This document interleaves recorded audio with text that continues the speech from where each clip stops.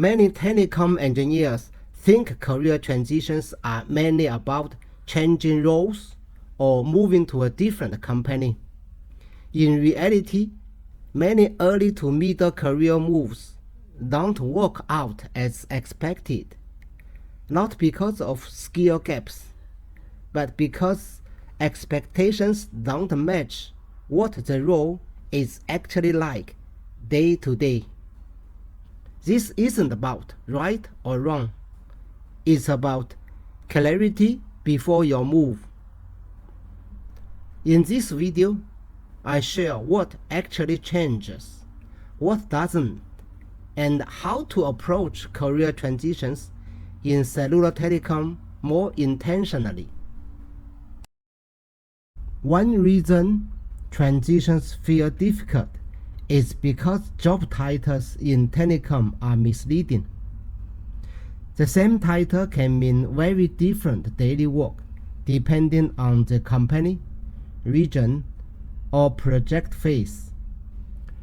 And even when two people make the same move, the outcomes can be completely different because of timing, skills, or expectations.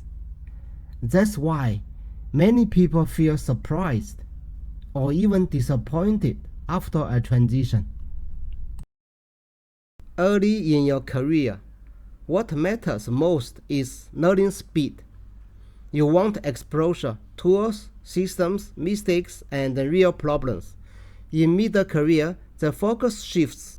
It becomes less about learning everything and more about positioning, where you sit in the ecosystem and what options you are building for the next stage. Many people struggle because they apply early career thinking to middle career decisions. Before we go in further, I want to pause here for a moment. If you are thinking about a move in telecom, the most important question isn't which company or which title. It's whether this move builds on what you already know or quietly resets it.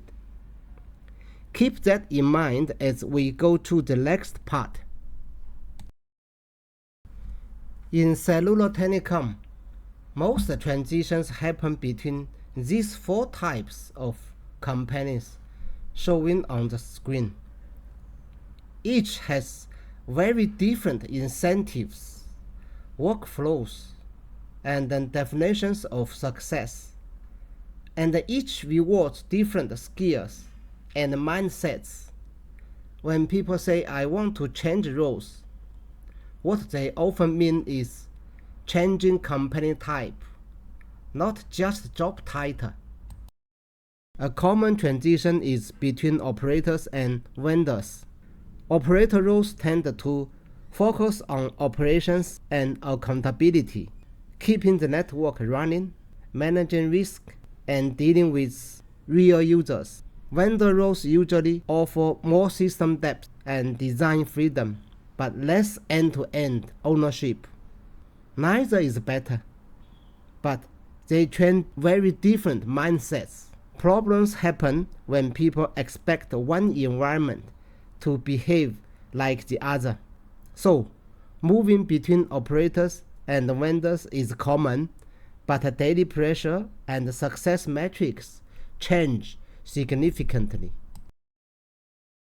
And even among operators, the differences can be quite large. For example, one operator might care mainly about network level KPIs, while another needs to meet specific government regulatory requirements, such as providing very detailed base station test reports, sometimes almost at a type approval level. Certifications don't replace experience, but they can signal intent, especially when switching company type. Training helps reduce friction. It tells the hiring side that you are serious about the move. The key is choosing certifications that support the direction you are moving, not connecting them randomly. So certifications help support transitions, but they don't replace fundamentals or experience. I've personally seen RF engineers earn MPO certifications but still struggle with where to start when using the tool. When I deliver RF tool related training, I expect students to at least know how to get the tool up and running. Another common transition is between office-based roles and field roles. The theory is often the same: RF protocols, KPIs, but the execution reality is completely different. Field work adds constraints, time pressure, hardware limitations, environment, coordination. That's why people moving in either direction often feel uncomfortable at first, and that's normal. Moving back and forth between the office and the field may be seen as a big transition in some regions, but in others it's just part of everyday life. For example, I supported a project involving about 10 base stations where the same 3 to 4 person team handled both office and field work on a daily basis. The good news is that some things transfer extremely well across roles. Strong fundamentals, system-level thinking, and a troubleshooting mindset are always valuable. These are the skills that compound over time and give you mobility. Even better, the experience and skills you gain from other roles can be very valuable in your new role. For example, I worked on RF transceivers, where my daily work focused on transceiver design and testing. The knowledge I gained there was very helpful in my later system and network level work. On the other hand, some things often reset after transition. Seniority, comfort, and familiarity with some tools may drop, at least temporarily. This is where many people feel frustrated, even if the move is good long term. Understanding this upfront helps set realistic expectations. So the conclusion is, many transitions reset familiarity and influence, even when knowledge transfers. Before making a move, I suggest asking a few simple questions. Question 1. Are you compounding skills or resetting them? Question 2.